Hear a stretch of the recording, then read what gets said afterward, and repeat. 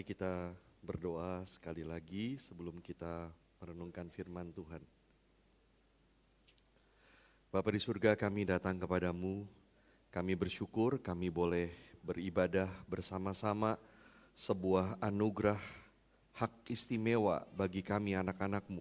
Dan Tuhan, kami saat ini mau membaca dan merenungkan firman-Mu, kami mohon berkat-Mu ya Tuhan. Mohon Kau yang kuasai hati dan pikiran kami, mohon Kau pakai hamba-Mu yang lemah ini, dan biarlah Tuhan yang menjadikan waktu ini menjadi waktu di mana Tuhan berkarya dengan leluasa di dalam hidup kami. Terima kasih Tuhan, dalam nama Tuhan Yesus kami berdoa. Amin. Saudara, kita akan bersama melihat satu bagian firman Tuhan dari Galatia pasal 5 ayat 25 sampai pasal 6 ayat 10. Nah, saudara, kita tidak akan baca bagian ini sekaligus, tapi sedikit demi sedikit. Saudara, nanti saya akan ajak kita melihat bagian ini. Saudara boleh buka dulu Galatia 5, mulai ayat 25 sampai 6 ayat 10. Nah, saudara, surat Galatia adalah sebuah surat yang ditulis oleh Rasul Paulus dengan penuh kemarahan, saudara ya. Jadi, saudara kalau membaca surat ini, saudara masih bisa merasakan api kemarahan dari Rasul Paulus. Saudara, waktu itu ada sekelompok pengacau di antara jemaat Galatia yang mengajak jemaat untuk hidup menurut hukum Taurat supaya akhirnya menerima keselamatan yang kekal. Nah, saudara, Paulus marah sekali karena ada indikasi bahwa jemaat di Galatia tertarik dengan ajaran itu. Saudara, mereka percaya bahwa Yesus mati di salib menebus mereka, tetapi mereka berpikir bahwa itu tidak cukup menjamin mereka akan menerima keselamatan kekal. Mereka perlu menambahnya lagi dengan hidup sesuai dengan hukum Taurat. Maka Paulus sangat marah karena itu berarti menambahkan Injil. Nah, saudara, di sepanjang surat Galatia, Paulus menunjukkan bahwa orang Kristen sudah menerima pengorbanan Kristus, dibimbing oleh Roh Kudus, maka hidup Kristen seharusnya bukan dipimpin oleh Taurat, tapi dipimpin oleh Roh Kudus sampai kepada keselamatan kekal. Nah, saudara, maka di dalam surat Galatia ini, Paulus sebetulnya sedang mempertentangkan dua jalan kehidupan. Yang pertama adalah hidup yang berdasarkan Taurat, bergantung kepada manusia. Bergantung kepada daging, dia sebut di dalam surat ini. Dan yang kedua, saudara, adalah hidup yang berdasarkan Injil, yaitu yang berdasarkan iman kepada Kristus dan dibimbing oleh Roh Kudus. Nah, saudara, dua jalan ini dipertentangkan di dalam surat ini. Saudara, sebagian orang berpikir bahwa hidup yang berdasarkan Taurat, bergantung kepada manusia, itu berarti menekankan kelakuan. Sementara hidup yang berdasarkan Injil berarti menekankan anugerah dan kelakuan tidak penting. Tapi salah, saudara. Karena hidup yang berdasarkan Injil akan berdampak pada kelakuan kita. Khususnya di dalam relasi kita dengan orang lain. Nah, saudara, Galatia 6 yang nanti akan kita baca menjawab pertanyaan yang sangat penting. Bagaimana Injil mengubah relasi kita dengan sesama. Bagaimana Injil mempengaruhi cara kita melihat diri kita dan orang lain. Nah, saudara, Galatia 6 ayat 1 sampai 10 sulit dipisahkan dengan dua ayat di atasnya. Galatia 5 ayat 25 sampai 26. Itu sebabnya saudara kita mulai membahas dari mulai pasal 5 ayat 25 sampai pasal 6 ayat 10. Nah, saudara, kita akan mulai, saudara ya. Nah, saudara, Galatia 5 ayat 25 menjadi tema dari seluruh bagian ini. Jikalau kita hidup oleh Roh, baiklah hidup kita juga dipimpin oleh Roh. Saudara, ini menjadi tema dari seluruh bagian ini.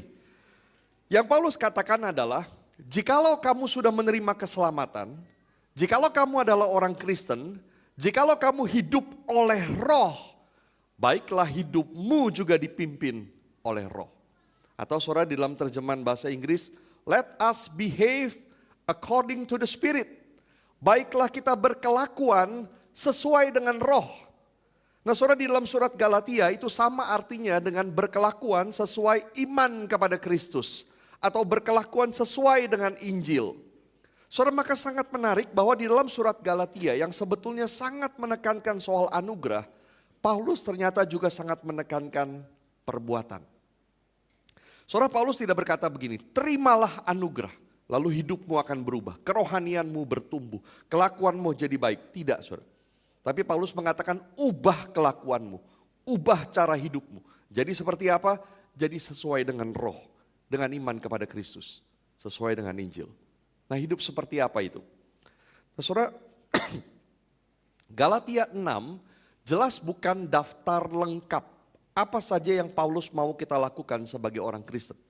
Ada banyak hal saudara yang harus kita lakukan sebagai orang Kristen, tetapi dalam bagian yang kita baca ini Galatia 6, Paulus mengajarkan beberapa sikap yang sangat penting di dalam kehidupan orang percaya, khususnya dalam relasi dengan orang lain. Nah, mari kita lihat saudara apa saja yang Paulus tuliskan di dalam bagian ini. Saudara, mari lihat pasal 5 ayat 26. Pasal 5 ayat 26, mari kita baca bagian itu. Janganlah kita gila hormat, janganlah kita saling menantang dan saling mendengki. Nah, saudara, ini yang pertama yang Paulus sampaikan tentang hidup sesuai dengan roh atau hidup sesuai dengan Injil adalah jangan kita gila hormat. Saudara, istilah gila hormat secara harafiah saudara berarti sombong. Tetapi saudara, bahasa Indonesia juga tidak salah menerjemahkannya sebagai gila hormat karena akar kata sombong adalah kemuliaan yang kosong atau vain glory. Nah, saudara, apa yang dimaksud dengan kemuliaan yang kosong? F.F. Bruce, saudara, seorang penafsir Alkitab terkenal, dia memberikan definisi yang baik sekali. Dia berkata begini, kemuliaan yang kosong adalah ketika kita merasakan kekosongan di dalam diri kita, lalu kita berusaha sekuat tenaga untuk mengisinya dengan pengakuan atau pujian dari orang lain. Saya ulangi saudara ya. Kemuliaan yang kosong adalah ketika kita merasakan kekosongan di dalam, lalu kita berusaha sekuat tenaga untuk mengisi kekosongan itu dengan pengakuan dan pujian dari orang lain. Roma pasal 1 dan 2 saudara mengatakan manusia di dalam hati yang terdalam tahu bahwa dia diciptakan untuk melayani dan menghormati Allah dan bukan menghormati yang lain. Artinya saudara, seluruh bagian diri kita diciptakan dan dirancang untuk satu kali mendengar Allah berkata, engkau hambaku yang baik dan setia. Baik perbuatanmu itu. Well done my good and faithful servant. Lalu Allah seperti bertepuk tangan, dia memuji kita, dia memeluk kita, dia menerima kita. Seluruh bagian diri kita, every part of our being dicipta dan dirancang untuk menerima itu. Tetapi karena dosa, bukannya kita mencari itu dari Allah, kita berusaha sekuat tenaga mendapatkan pengakuan, pujian, penerimaan dari orang lain untuk mengisi kekosongan itu. Seharusnya saudara kita menjadi orang yang dipuaskan oleh pujian, penerimaan, pelukan dari Allah, lalu kita keluar untuk melayani orang lain. Tetapi saudara, karena kita ingin dipuaskan oleh pujian dan penerimaan orang lain, maka ketika kita bertemu dengan orang lain yang kita pikirkan bukan bagaimana mengasihi dan melayani dia, tapi bagaimana dia bisa memuaskan saya. Saudara, kita akan bertanya begini mungkin, apakah orang ini menguntungkan saya? Kalaupun orang itu tidak menguntungkan, apakah orang itu akan membuat saya merasa penting dan berarti? Feels good about myself. Kita merasa oke dengan diri kita. Maka kita tidak mengasihi dan melayani orang lain, tapi kita menggunakan orang lain untuk kepentingan kita. Inilah sikap mencari kemuliaan yang kosong atau gila hormat itu. Dan sikap ini, kata Paulus, akan muncul di dalam dua bentuk. Yang pertama adalah saling menantang. Saudara, ini bentuk kesombongan atau superioritas. Yang kedua adalah saling mendengki, sederhananya iri, saudara. Ini bentuk rendah diri atau inferioritas. Nah saudara, dua macam sikap ini keluar dari akar yang sama. Di satu sisi ada orang yang sombong, merasa superior, maka dia akan berkata, saya lebih baik dari dia. Saya bisa kalahkan dia. Supaya orang lain bisa lihat, saya lebih hebat dari dia. Saudara, itu saling menantang. Di sisi lain ada orang yang rendah diri, merasa inferior, maka dia akan berkata begini, saya tidak bisa kalahkan dia. Saya memang tidak sebaik dia, maka saya benci dia. Itu saling mendengki. Saudara, maka baik orang yang sombong maupun rendah diri sama-sama merasa hidupnya berarti ketika dia lebih daripada orang lain. Fokusnya sama, gila hormat atau mencari kemuliaan yang kosong. Saudara C.S. Lewis mengatakan begini, humility is not thinking less of yourself, it is thinking of yourself less. Kerendahan hati bukanlah berpikir dirimu lebih rendah, tapi lebih tidak berpikir tentang dirimu. Saudara, kalau kita berpikir diri kita lebih rendah dari yang seharusnya, kita rendah diri. Bukan itu yang Tuhan mau. Kerendahan hati bukan berpikir dirimu lebih rendah, tapi lebih tidak berpikir tentang dirimu. Saudara, Injil membuat kita rendah hati bahwa saya hanya orang berdosa yang diselamatkan oleh anugerah Allah. Tapi di sisi lain Injil membuat kita berani bahwa saya dikasihi, saya dijadikan berharga oleh Allah. Saudara, maka waktu kita merasa rendah diri atau inferior, kita perlu berkata kepada diri sendiri, apa yang orang lain pikirkan tentang saya tidak penting, karena Yesus menerima saya.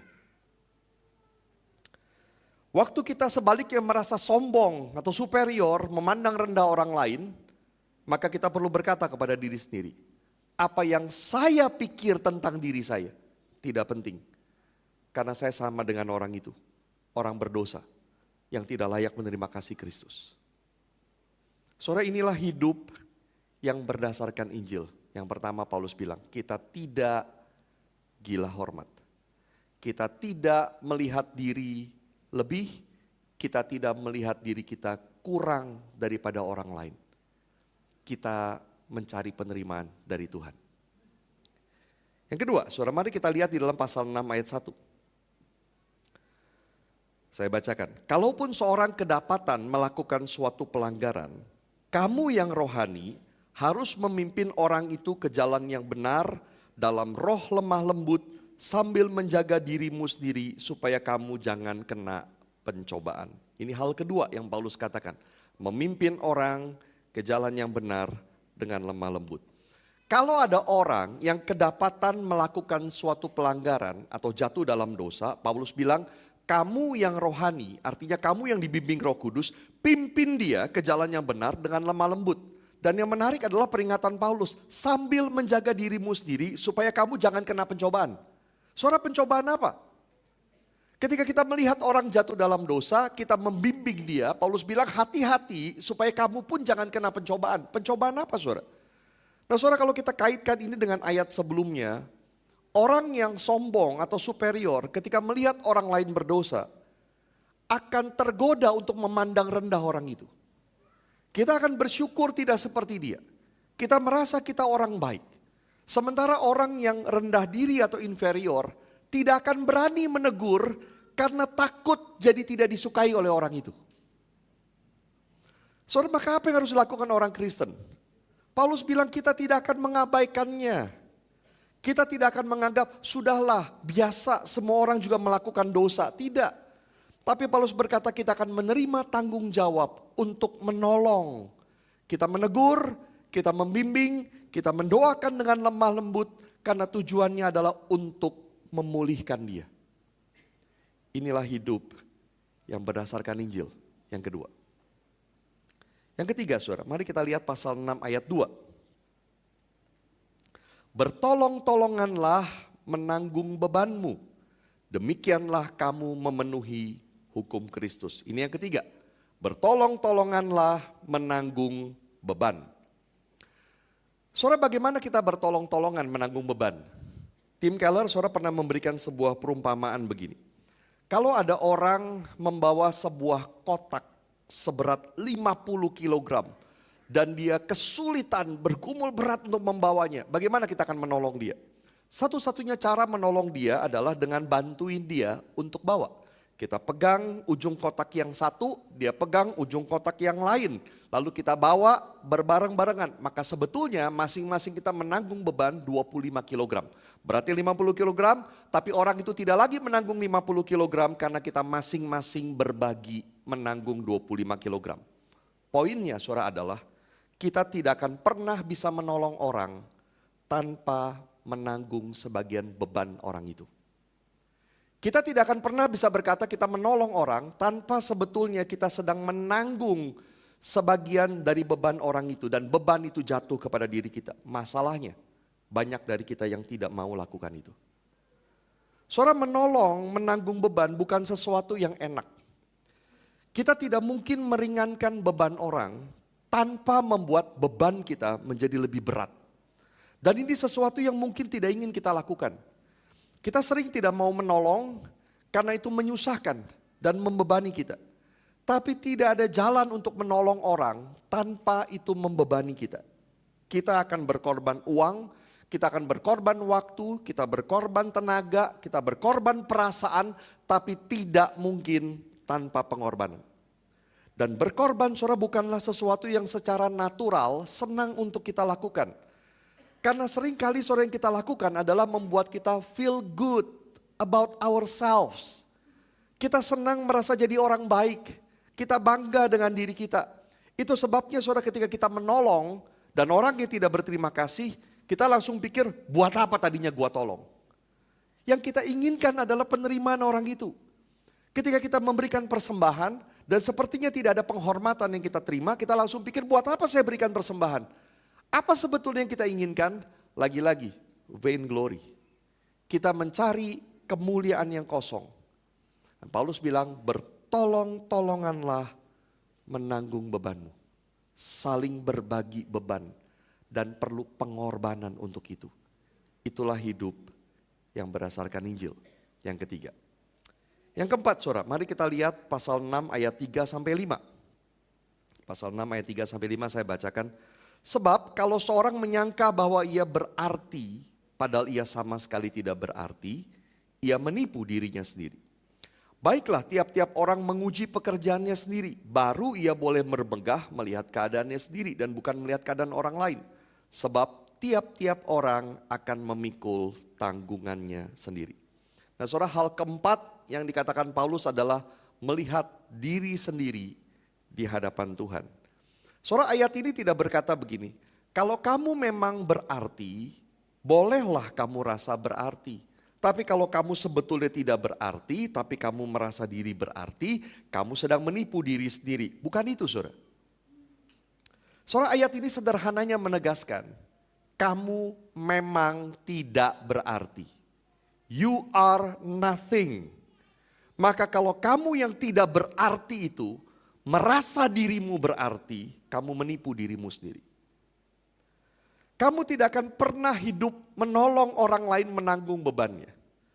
Kamu tidak akan pernah mau memimpin orang yang jatuh dalam dosa dengan lemah lembut kembali ke jalan yang benar. Kamu akan terus mencari kemuliaan yang kosong kalau itu sikapmu. Saudara, maka apa yang harus dilakukan? Paulus berkata, baiklah tiap-tiap orang menguji pekerjaannya sendiri. Maka dia boleh bermegah melihat keadaannya sendiri dan bukan melihat keadaan orang lain. Penekanannya adalah kamu tidak boleh membandingkan dirimu dengan orang lain. Tiap-tiap orang harus sadar dia nothing tanpa Tuhan. Lihat dirimu sendiri, nilai dirimu sendiri di dalam Tuhan. Di hadapan Tuhan kau seperti apa, bukan di hadapan orang lain. Karena di ayat 5 dia berkata tiap-tiap orang akan memikul tanggungannya sendiri di hadapan Tuhan. Saudara, saya sangat tertegur ketika membaca sebuah tulisan yang berkata begini. Setiap kita mulai dari titik yang berbeda.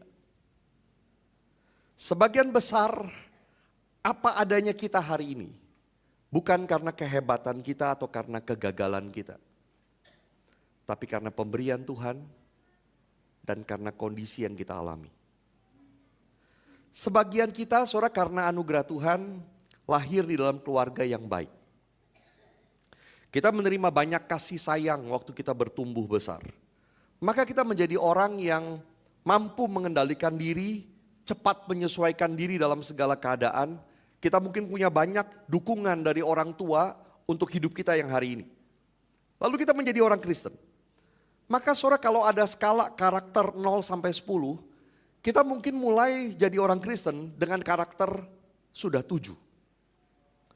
Setelah 10 tahun kita jadi orang Kristen, kita bertumbuh jadi 8 dan seterusnya. Kita terlihat sangat baik. Tapi ada orang yang berasal dari latar belakang keluarga yang berantakan. Dengan pengalaman hidup yang sangat mengerikan. Lalu dia menikah dengan orang yang hidupnya juga berantakan. Suami istri ini lalu kemudian percaya kepada Kristus. Di dalam skala karakter mereka mulai ketika percaya dari satu. Sifat buruk sangat banyak. Tidak percaya diri, mudah marah, penuh dengan kekhawatiran, mudah tergoda untuk berbuat dosa dan seterusnya. Setelah 10 tahun mereka menjadi Kristen, mereka sudah berubah banyak. Dari 1, sekarang level 4. Dalam 10 tahun artinya mereka sebetulnya sudah jauh maju lebih pesat daripada orang yang pertama tadi. Tetapi ketika melihat mereka kita bisa berkata, saya jauh lebih baik dari dia. Saya sudah 8, mereka masih 4. Saya lebih mengasihi orang. Saya lebih mampu mengendalikan diri. Saya lebih baik dan seterusnya. Tapi yang kita lupakan adalah mereka punya tanggungannya sendiri. Dan kita punya tanggungannya sendiri. Saudara, hampir setiap hal dalam hidup kita adalah seperti itu. Ada 3 hal saudara yang membentuk hidup kita. Yang pertama adalah apa yang kita terima sejak lahir. Kita lahir di keluarga apa? Sejak lahir, kita kecil, kita bertumbuh besar, kita lahir di keluarga seperti apa, kita punya fisik yang seperti apa, kita punya bakat seperti apa. Apa yang kita terima sejak lahir. Yang kedua adalah apa yang terjadi kepada kita sepanjang hidup. Ada yang hidupnya mengalami banyak penderitaan, ada yang mengalami kecelakaan, ada yang ditipu, ada yang di-abuse. Banyak hal di luar kontrol terjadi dan membentuk hidup kita. Setiap orang mengalami hal yang berbeda. Dan yang ketiga, barulah tanggung jawab kita, apa yang kita lakukan. 3 hal ini saudara membentuk hidup kita. Setiap kita punya kondisi yang berbeda. Kita menerima yang berbeda sejak lahir sampai kita besar. Kita mengalami hal yang berbeda sepanjang hidup kita. Dan di dalam kondisi yang berbeda-beda itulah Tuhan minta pertanggungjawaban kita. Tuhan berikan 5, dia akan tuntut 5. Tuhan berikan 2, dia akan tuntut 2. Tuhan tidak akan tuntut lebih daripada itu. Orang yang luar hanya melihat mungkin secara luar, orang ini bisa apa, orang ini punya apa, orang ini seperti apa. Tapi Tuhan tahu apa yang dia berikan, Tuhan tahu apa yang terjadi dalam hidup kita. Ada tanggungan kita masing-masing. Saudara, satu kali Yesus bicara dengan Petrus. Lalu dia memberitahu bagaimana Petrus nanti akan mati. Petrus akan mati dengan menderita penganiayaan. Lalu ada sesuatu yang menarik. Petrus lihat Yohanes lewat. Lalu kemudian dia bertanya, Tuhan, apa yang terjadi dengan dia ini? Oke, aku akan satu kali nanti mati menderita penganiayaan. Apa yang akan terjadi dengan dia ini, si Yohanes? Perhatikan jawaban Yesus. Yesus berkata begini kepada Petrus, itu bukan urusanmu. Tetapi engkau, ikutlah aku. Yesus tidak berkata, jangan pedulikan Yohanes, bukan. Tapi jangan bandingkan dirimu dengan dia. Setiap orang ada tanggungannya masing-masing di hadapan Tuhan. Yang paling penting adalah kamu sendiri, ikutlah aku. Jangan lihat orang lain, tapi lihat Tuhan. Saudara, hanya dengan begini, kita bisa tidak mencari kemuliaan yang kosong. Tidak merasa lebih tinggi atau lebih rendah dari orang lain. Kita bisa memimpin orang yang jatuh dengan lemah lembut. Dan kita bertolongan menanggung beban. Ini hidup yang berdasarkan Injil. Hal kelima, saudara. Mari kita lihat pasal 6 ayat 6. Nah, saudara, Paulus di dalam bagian ini seperti melemparkan banyak nasihat, saudara ya, nasihat-nasihat praktis. Pasal 6 ayat 6, saudara, saya bacakan. Baiklah dia yang menerima pengajaran dalam firman, berbagi segala sesuatu yang baik dengan orang yang memberikan pengajaran itu. Hal kelima, saudara, yang dikatakan Paulus adalah saling berbagi dengan orang yang memberikan pengajaran. Arti ayat ini jelas. Paulus minta jemaat mendukung kehidupan hamba Tuhan. Orang yang mengajarkan firman. Be generous. Yang tidak jelas adalah mengapa dia harus katakan itu di sini. Tetapi mungkin dia katakan ini dalam kaitan dengan ayat sebelumnya. Yaitu tiap-tiap orang memikul tanggungannya sendiri. Bagi para hamba Tuhan ada panggilan, tugas sebagai pengajar firman, itu tanggungannya. Secara full time mereka harus lakukan itu dan adalah tanggungan jemaat untuk mendukung kehidupan mereka. Ini berarti dua sisi. Betul, saudara, jemaat harus mendukung kehidupan hamba Tuhan, berbagi hal-hal yang baik dengan mereka, itu tanggungan jemaat. Tetapi di sisi lain hamba Tuhan harus menjadi pengajar firman yang baik. Belajar dengan sungguh, mengajar dengan baik, memimpin dengan rajin. Itu tanggungan dari hamba Tuhan. Nah, saudara, ini adalah contoh praktis bagaimana bertolong-tolongan menanggung beban. Relasi hamba Tuhan dengan jemaat bukan relasi kerja. Ada jasa, ada upah, bukan. Tapi sebuah persekutuan dan saling berbagi kasih karunia Allah. Ini yang kelima. Yang terakhir, saudara. Paulus menyimpulkan dalam ayat 7 sampai 10. Saya bacakan saudara, ayat 7 sampai 10. Jangan sesat, Allah tidak membiarkan dirinya dipermainkan. Karena apa yang ditabur orang, itu juga yang akan dituainya. Sebab siapa yang menabur dalam dagingnya, ia akan menuai kebinasaan dari dagingnya. Tetapi siapa yang menabur dalam roh, ia akan menuai hidup yang kekal dari roh itu. Janganlah kita jemu-jemu berbuat baik, karena apabila sudah datang waktunya, kita akan menuai jika kita tidak menyerah. Karena itu, selama masih ada kesempatan bagi kita, marilah kita berbuat baik kepada semua orang, tetapi terutama kepada saudara-saudara seiman kita. Saudara, Paulus menutup dengan kembali mengingatkan jemaat Galatia akan dua jalan kehidupan ini. Yang berdasarkan Taurat dan bergantung pada manusia, dan yang berdasarkan Injil, yaitu iman kepada Kristus dan dibimbing oleh Roh Kudus. Barang siapa menabur dalam dagingnya, artinya dia hidup berdasarkan Taurat, bergantung pada kekuatan sendiri. Dia akan menuai bukan hanya perbuatan dosa, tapi kebinasaan. Dan contoh praktis menabur di dalam daging di bagian ini adalah mencari kemuliaan yang kosong. Menganggap diri lebih tinggi atau lebih rendah dari orang lain. Tidak mau menolong orang menanggung beban. Menganggap diri berarti. Ujungnya Paulus bilang adalah dosa bahkan kebinasaan. Sebaliknya, barang siapa menabur dalam roh, artinya dia hidup berdasarkan Injil, maka dia akan menuai hidup yang kekal. Dan contoh praktis bagaimana menabur dalam roh di bagian ini adalah tidak gila hormat atau mencari kemuliaan yang kosong. Memimpin orang yang jatuh dalam dosa dengan lemah lembut kembali ke jalan yang benar. Menolong menanggung beban orang lain. Melihat diri sendiri di hadapan Tuhan. Tidak membandingkan diri dengan orang lain. Paulus memperingatkan mereka begini, hati-hati dalam kamu memilih dua jalan ini. Karena Allah tidak membiarkan dirinya dipermainkan. Apa yang kamu tabur, itu yang akan kamu tuai. Dan ada dua dorongan terakhir dari Paulus. Yang pertama dia berkata, janganlah jemu-jemu berbuat baik. Janganlah jemu-jemu menabur dalam roh. Janganlah berhenti dan menjadi lelah hidup berdasarkan Injil, iman kepada Kristus, dibimbing oleh Roh Kudus. Karena selalu ada jarak antara menabur dengan menuai. Saudara, seringkali kita merasa sampai kapan saya harus lakukan ini. Saya memimpin orang yang jatuh tapi seperti percuma. Saya menolong beban orang tapi seperti tidak ada habisnya. Saya menjaga hati saya tapi kadang saya juga lelah. Paulus bilang jangan jemu-jemu. Karena ada waktunya kamu akan menuai. Dan yang kedua, saudara, dia berkata selama masih ada kesempatan, marilah kita berbuat baik kepada semua orang, tetapi terutama kepada saudara seiman. Kenapa terutama kepada saudara seiman? Karena mereka saudara kita. Mereka yang paling dekat dengan kita. Mulai dari sana. Tapi berbuat baik kepada semua orang. Bagian ini saudara mengajarkan kita, hidup Kristen bukan sekedar soal kita percaya, datang ibadah, ikut program gereja, bukan.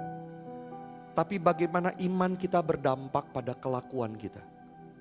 Bagaimana Injil mengubah relasi kita dengan sesama. Cara kita memandang orang lain. Kita harus berbuat baik kepada semua orang.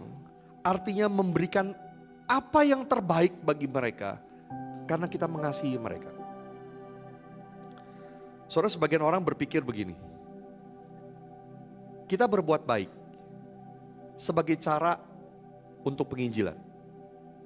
Artinya yang terutama adalah penginjilan. Perbuatan baik hanya cara untuk menginjili. Salah, saudara. John Stott mengatakan itu munafik. Karena perbuatan baik kita dilakukan karena kita punya tujuan lain. Maka apa yang harusnya jadi motivasi kita? Kasih. Kita berbuat baik karena kita mengasihi seperti Tuhan sudah mengasihi kita. Ada yang perlu dikuatkan, kita kuatkan. Ada yang kekurangan, kita lakukan yang kita bisa untuk itu dengan bijaksana. Ada yang menjerit di bawah penindasan, kita tolong mereka. Ada yang kekurangan pendidikan, kita coba lakukan sesuatu bagi mereka. Kita lakukan karena kita mengasihi mereka. Dan kita juga memberitakan Injil karena kita mengasihi seperti Tuhan sudah mengasihi kita. Karena bukankah pemberian terbesar yang bisa mereka terima adalah keselamatan. Maka kita memberitakan Injil juga karena kita mengasihi mereka. Saudara, ini yang kami dorong untuk saudara lakukan lewat gerakan Bless the City di gereja kita.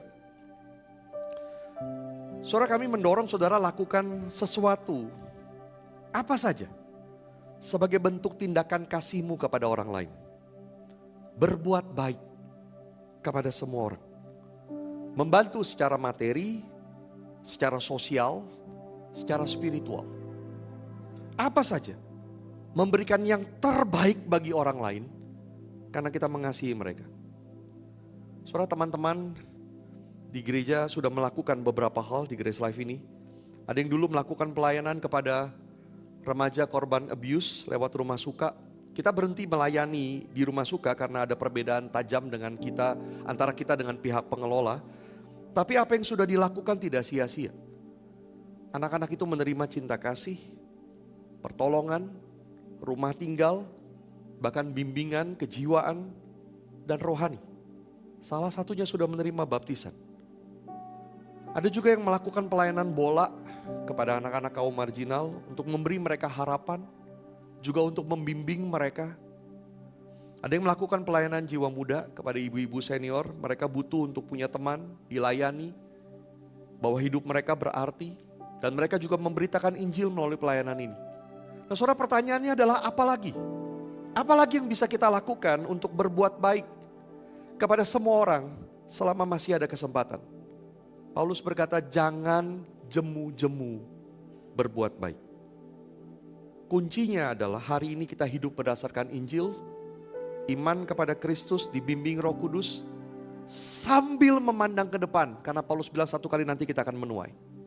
Sambil kita memandang ke depan ke masa penuaian, satu kali nanti Tuhan akan menyambut kita, hambaku yang baik dan setia. Baik perbuatanmu. Well done, my good and faithful servant. Biarlah kita merindukan itu. Biarlah kita dipuaskan oleh itu. Penerimaan, pujian, pelukan dari Tuhan yang mengasihi kita. Saudara, 2 reflection questions buat kita. Yang pertama, saudara,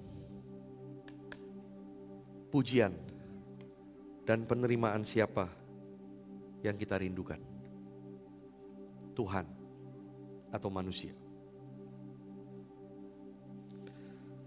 Saudara, apakah kita mencari kemuliaan yang kosong? Ada kekosongan dalam diri dan kita berusaha sekuat tenaga mengisinya dengan pujian, penerimaan dari orang lain. Padahal sebetulnya hanya Tuhan yang bisa memuaskan kita. Selama kita mencari kemuliaan yang kosong, kita menganggap diri lebih daripada orang lain, atau kita menganggap kurang daripada orang lain, kita tidak akan pernah bisa melayani orang lain. Kita tidak akan pernah bisa mengasihi. Kita tidak akan pernah bisa bertolong-tolongan menanggung beban. Pujian, penerimaan siapa yang kita rindukan? Saudara, coba lihat dirimu, coba lihat hatimu. Betulkah engkau hanya merindukan pujian dan penerimaan dari Tuhan? Minta ampun kalau kita masih merindukan dari manusia. Dan yang kedua, saudara, perbuatan baik apa yang bisa kita lakukan bulan ini? Saudara, pikirkan bagaimana kita berbuat baik kepada semua orang terutama kepada saudara-saudara seiman. Apa yang bisa kita lakukan? Menolong orang yang jatuh, bertolong-tolongan menanggung beban, melihat orang yang dalam keadaan membutuhkan, melihat orang yang butuh dikuatkan, melihat orang yang butuh didoakan. Apa yang bisa kita lakukan? Bulan ini, atau minggu ini bahkan. Dan mulailah kita lakukan. Saudara masing-masing berdoa sejenak dan nanti saya akan tutup dalam doa.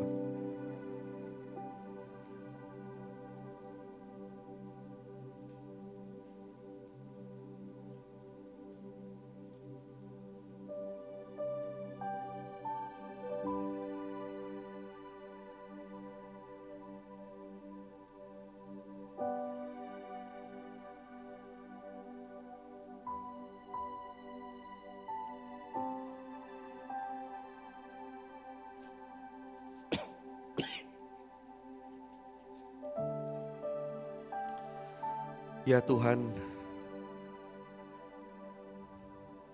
kami mungkin seringkali merasa diri kami baik. Kami melakukan banyak hal. Kami memberi, kami menolong orang. Tapi jauh di dalam hati kami mungkin kami merasa kami lebih dari dia. Kami merasa superior. Kami sombong. Maka sambil kami menolong, sambil kami berbuat baik, sebetulnya kami hanya mencari kemuliaan yang kosong. Tuhan, mungkin seringkali kami juga merasa kami tidak mampu. Kami tidak bisa berbuat apa-apa. Kami rendah diri, kami inferior. Tapi bukankah sebetulnya sama ya Tuhan, yang kami rindukan adalah kemuliaan yang kosong. Kami ingin bisa lebih dari orang lain. Tuhan, tolong kami menempatkan diri kami di hadapan-Mu. Bahwa kami memang nothing, tapi kami dikasihi oleh Tuhan. Biarlah kami rendah hati, tapi juga berani. Karena kami orang berdosa yang dicintai oleh Tuhan.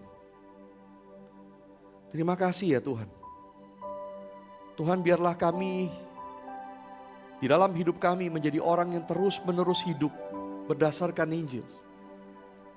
Didorong karena iman kepada Kristus, dibimbing oleh Roh Kudus.